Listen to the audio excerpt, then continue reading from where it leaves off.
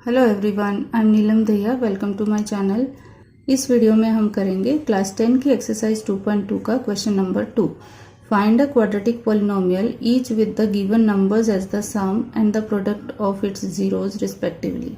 यहाँ पर हमें क्वाड्रेटिक पॉलिनोमियल फाइंड आउट करना है जिसके जीरोज का सम एंड प्रोडक्ट यहाँ हमें इन टू नंबर्स की फॉर्म में दिया है। इस क्वेश्चन को हम टू मेथड से कर सकते हैं। फर्स्ट पार्ट में मैं दोनों ही मेथड्स को एक्सप्लेन कर दूंगी, आपको जो इजी लगे फिर आप वो कर सकते हैं। So let's take the first part. First part में सबसे पहले लेंगे मेथड 1। मेथड 1 में जो रिक्वायर्ड पॉलिनोमियल होता है उसको हम कंसीडर करते हैं let it be px and px is equal to जो हम लेंगे वो लेंगे क्वाड्रेटिक पॉलिनोमियल की जो जनरल फॉर्म होती है उसके इक्वल। जनरल फॉर्म हमें पता है क्या है, ax² plus bx plus c, ये जनरल फॉर्म है। अब जो गिवन है हमें वो दिया है sum of the zeros and product of zeros. तो यहाँ हम a b c की वैल्यूज निकालेंगे कंपैरिजन से और यहाँ इसमें पुट कर देंगे तो हमें आंसर मिल जाएगा। तो पहले लिखते हैं कि दिया क्या है। अगर अल्फा बीटा इस पॉलिनोमियल की जीरोज हैं तो हमें एक्चुअली क्या दिया है, sum of the zeros. Sum of the zeros means alpha plus beta, ये दिया है 1/4 and product of zeros means alpha into beta, ये हमें दिया है -1। राइट। अब जीरोज एंड कोएफिशिएंट्स के बीच में क्या रिलेशनशिप है वो हमने फर्स्ट क्वेश्चन में भी वेरीफाई किया है और वो हम यहाँ भी अप्लाई करेंगे। हमें पता है कि सम ऑफ द जीरोज वो किसके इक्वल होता है, वो होता है -b/a के। ठीक है। अब b क्या है, b is the coefficient of x and a is the coefficient of x²। Similarly जो प्रोडक्ट ऑफ जीरोज होता है वो होता है c/a के। c is the constant term and a is again the coefficient of a²। अब यहाँ पर देखिए 1/4 और -b/a, ये टू वैल्यूज इक्वल हैं। यहाँ से -1 is equal to c/a। That means इनके न्यूमरेटर्स एंड डिनोमिनेटर्स इक्वल होंगे तभी ये बीच में इक्वल साइन आया है। तो दैट मीन्स अगर यहाँ से कंपेयर करेंगे तो -b की वैल्यू हमें क्या मिल रही है, 1 एंड a की वैल्यू इधर से मिल रही है 4। सिमिलरली यहाँ भी कंपेयर करो, c की वैल्यू हमें मिल रही है -1 एंड यहाँ डिनोमिनेटर में कुछ नहीं है तो हम 1 लगा सकते हैं एंड a की वैल्यू मिलेगी 1। अब क्योंकि पॉलिनोमियल तो सेम है तो a की वैल्यूज हमें डिफरेंट नहीं मिल सकती। यहाँ पर 4 मिल रही है और यहाँ 1 मिल रही है, तो यहाँ पर हम a की वैल्यूज को सेम बनाएंगे। और वो कैसे बनाएंगे, यहाँ से 1 को हम 4 से मल्टीप्लाई कर सकते हैं। मीन्स ये डिनोमिनेटर इसका 1 है, 1 इंटू 4 करेंगे। अब अगर डिनोमिनेटर में मल्टीप्लाई किया है तो न्यूमरेटर में भी करना पड़ेगा, दैट इज -1 इंटू 4। तो हमें मिलेगा -4/4। फिर से कंपेयर करो तो न्यू वैल्यू ऑफ c अब हमें मिली -4 एंड a की वैल्यू भी यहाँ पर हमें 4 मिल गई जो कि सेम है इस पार्ट में भी। अब इन a b c की वैल्यूज को हम लिखेंगे। Therefore a is equal to, a क्या है यहाँ पर 4 है एंड यहाँ पर -b की वैल्यू हमें 1 मिल रही है। -b इज इक्वल टू 1, लेकिन हमें तो b रिक्वायर्ड है ना, तो हम या तो इस माइनस साइन को आप ट्रांसपोज कर दो उधर या फिर दोनों तरफ माइनस से मल्टीप्लाई करेंगे तो भी b आ जाएगा। तो हमें मिलेगा b is equal to -1 and c की वैल्यू है -4। ठीक है। Now put all these 3 values in 1, let it be 1। जो रिक्वायर्ड पॉलिनोमियल था इसको 1 ले लेते हैं और अब इन वैल्यूज को हम यहाँ फर्स्ट में पुट करेंगे। सो हमें मिल जाएगा px is equal to ax², a is 4, 4x² plus bx plus b की वैल्यू है -1 into x plus c is -4। थोड़ा और सिंप्लीफाई करते हैं, 4x² प्लस इंटू माइनस होता है तो ये आ जाएगा -x, यहाँ पर भी प्लस इंटू -4। तो ये हमारा रिक्वायर्ड पॉलिनोमियल आ गया 4x² -x -4। ठीक है। नाउ सेकेंड मेथड करते हैं। सेकेंड मेथड में अगर हमें जीरोज पता है या फिर उनका सम और प्रोडक्ट पता है तो जो रिक्वायर्ड पॉलिनोमियल होता है उसके लिए डायरेक्टली हमारे पास एक फॉर्मूला होता है। हम डायरेक्टली उस फॉर्मूला को लिखते हैं और उसमें वैल्यूज रखते हैं और हमें आंसर इजीली मिल जाता है। अब the required polynomial in this method is px is equal to, यहाँ पर हम फॉर्मूला लिखेंगे। क्या है formula, k into x² minus sum of the zeros, यहाँ लेंगे sum of the zeros. Sum of the zeros means alpha plus beta into x. X का जो कोएफिशिएंट होगा वो सम ऑफ द जीरोज के इक्वल होगा एंड प्लस कांस्टेंट टर्म यहाँ लेंगे प्रोडक्ट ऑफ द जीरोज के equal, that is alpha into beta. ये वो रिक्वायर्ड पॉलिनोमियल है। अगर जीरोज हमें पता है तो हर पॉलिनोमियल इस फॉर्म में आएगा। यहाँ पर अल्फा प्लस बीटा की वैल्यू हमें पता है, अल्फा इंटू बीटा की वैल्यू हमें पता है। रह गया के। के क्या है? के यहाँ पर एक नॉन जीरो रियल नंबर है, ठीक है। के प्लेस पे हम कोई भी नॉन जीरो रियल नंबर रख सकते हैं। के एक्चुअली इन 3 टर्म्स का कॉमन फैक्टर है जो ब्रैकेट से बाहर रखा हुआ है। ऐसा नहीं है कि हमें जो रिक्वायर्ड पॉलिनोमियल है वो एक ही मिलेगा। Infinite number of polynomials we can write जिनकी जीरोस का सम एंड प्रोडक्ट इक्वल होगा जो हमें दिया है उसके, ठीक है। तो यहाँ पर के की हम कोई भी नॉन जीरो रियल वैल्यू रख सकते हैं, वो हम एंड में देखेंगे कि हमें क्या वैल्यू रखनी है। ओके, तो पहले देखते हैं कि दिया क्या है। हमें दिया है सम ऑफ जीरोस, तो alpha plus beta is given here 1/4 and alpha into beta product of zeros ये दिया है हमें -1। Now just put these values here. This implies px जो आएगा वो हो जाएगा k into x square minus sum of the zeros 1/4 into x plus product of the zeros that is -1।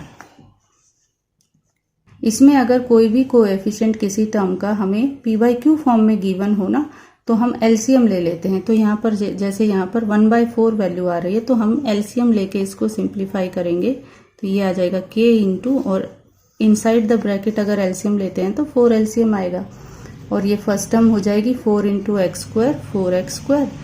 ये 4 से 4 डिवाइड हो जाएगा और यहाँ आएगा -x। सेम थर्ड टर्म आ जाएगी प्लस इंटू माइनस तो माइनस बनेगा एंड 1 इंटू 4 बनेगा। इसको लिख सकते हैं k/4 और अंदर बचेगा 4x स्क्वायर माइनस 4। अब देखिए जीरोस जो आएंगी इस पॉलिनोमियल की वो सिर्फ इतने पार्ट से हमें मिलती हैं, ठीक है। अगर जीरोस सिर्फ इतने पार्ट से मिलती हैं तो उन जीरोस का सम एंड प्रोडक्ट भी इतने ही पार्ट से मिलने वाला है। यानी कि ये k/4 हो या ना हो कोई फर्क नहीं पड़ेगा, जो जीरोज आएंगी वो इतने ही पार्ट से होंगे। मीन्स ये जो हमें 2 नंबर्स दिए हैं वो इतने के ऊपर ही एप्लीकेबल हैं। k/4 तो यहाँ एक कॉमन फैक्टर है इन ऑल द 3 टर्म्स। अगर उसको बाहर ले लेंगे तो वो इस तरह से आ जाएगा। तो फर्स्ट पार्ट में हमारा आंसर सिर्फ इतना आया था। Actually this is the lowest form of the polynomial, उसका कॉमन फैक्टर हमने बाहर निकाला हुआ है। तो जैसे मैंने बिगनिंग में ही बताया था, तो k की वैल्यू हम कुछ भी नॉन जीरो रियल नंबर रख सकते हैं। तो यहाँ पर हम अगर ये 4 हमें एलिमिनेट करना है तो हम k की वैल्यू 4 ले लेते हैं, ठीक है। अगर k की वैल्यू कुछ और लेंगे तो पॉलिनोमियल हमें कुछ और मिल जाएगा, उसके भी जीरोज का सम एंड प्रोडक्ट सेम ही होगा 1/4 एंड -1 के इक्वल। तो एक स्पेशल केस में for k is equal to 4 के लिए जो px हो जाएगा वो होगा 4/4 इंटू 4x स्क्वायर -x -4। 4 से 4 को कैंसिल कर दो तो मिलेगा 4x square -x -4 which is the required polynomial, ठीक है। अब अगर पॉलिनोमियल का आंसर हम इतना छोड़ देते हैं तो भी ये सही है, और इतना यहाँ पे लाके k को एलिमिनेट कर देते हैं तो भी ये सही है। दोनों आंसर्स सही है, ठीक है। अब नेक्स्ट पार्ट्स में मैं ओनली सेकेंड मेथड को फॉलो करूंगी।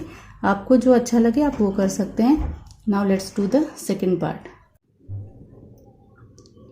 सेकेंड पार्ट में सम ऑफ द जीरोज हमें दिया है √2, that means alpha plus beta is given √2 and product of zeros alpha into beta ये दिया है 1/3।